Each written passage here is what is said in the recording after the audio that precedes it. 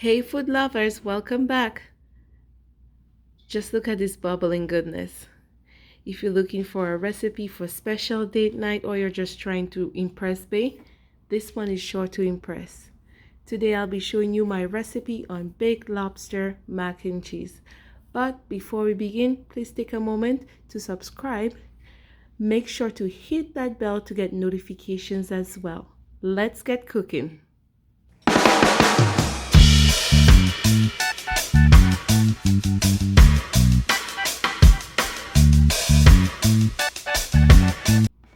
Just a quick tip, it is always best to grate your own cheese since store-bought grated cheese does have anti-caking agents in there which will affect the creaminess and the consistency of your cheese sauce.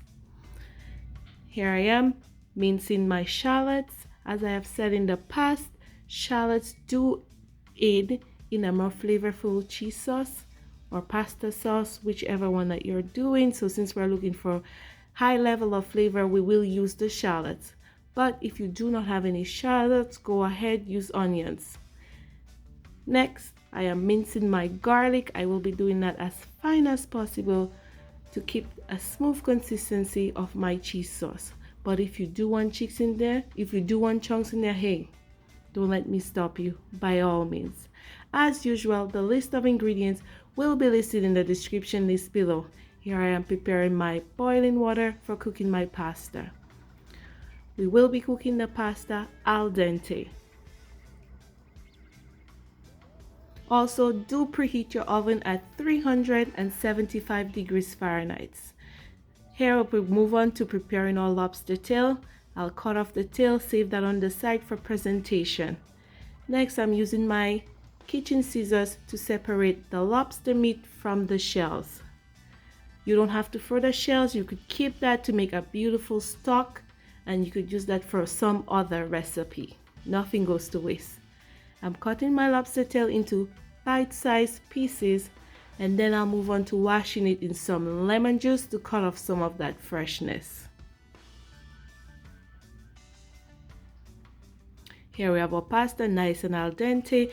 I will then run it in some cold water to stop the cooking process. Here on low heat, I am melting the butter. You do not want that to burn.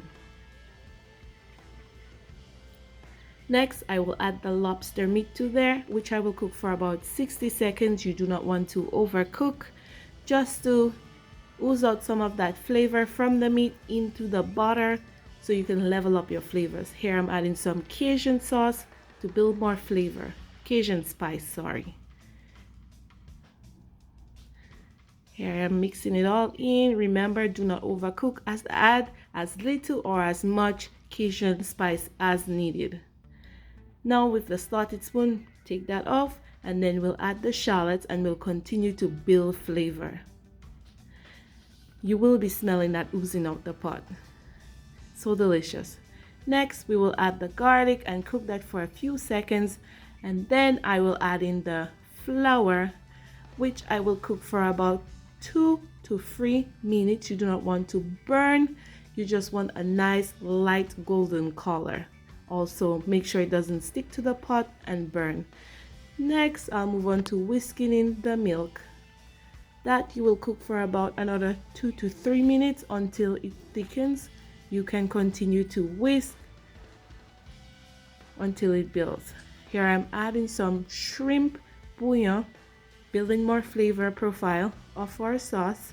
Also, I'm adding some Cajun and some cayenne as well. If you do not want any spice, you can omit the cayenne. As you can see, it's building nicely, it's getting thick. I will taste to adjust seasoning.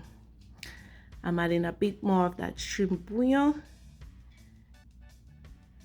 Mixing it in nicely, taste again.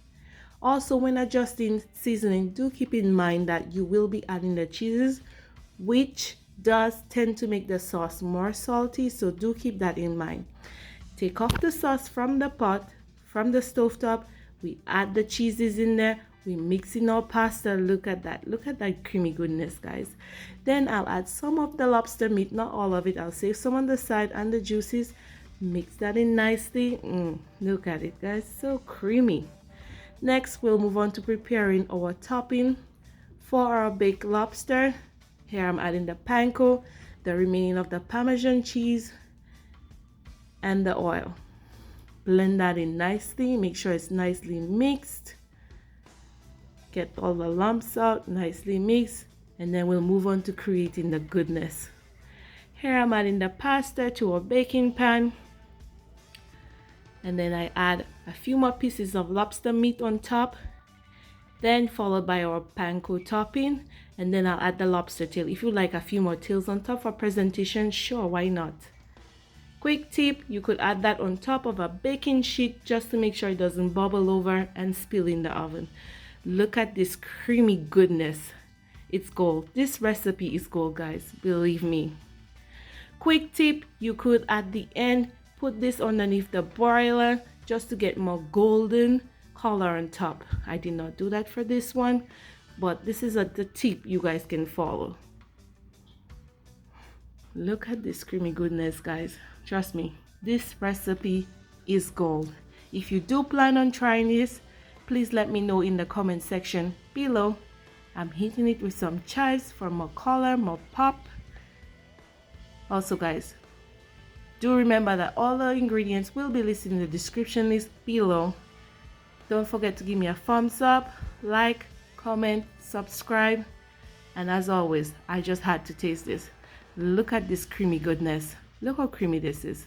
If you do, however, like your baked pasta a bit more creamy than this, you could make half a portion more of this sauce so you could add it to your pasta. But for me, I don't like it too creamy, just in between. Not too dry, not too creamy. This is perfect. It's delicious, guys. Trust me, this one is a good one. Thank you for watching, and as always, thank you for your support.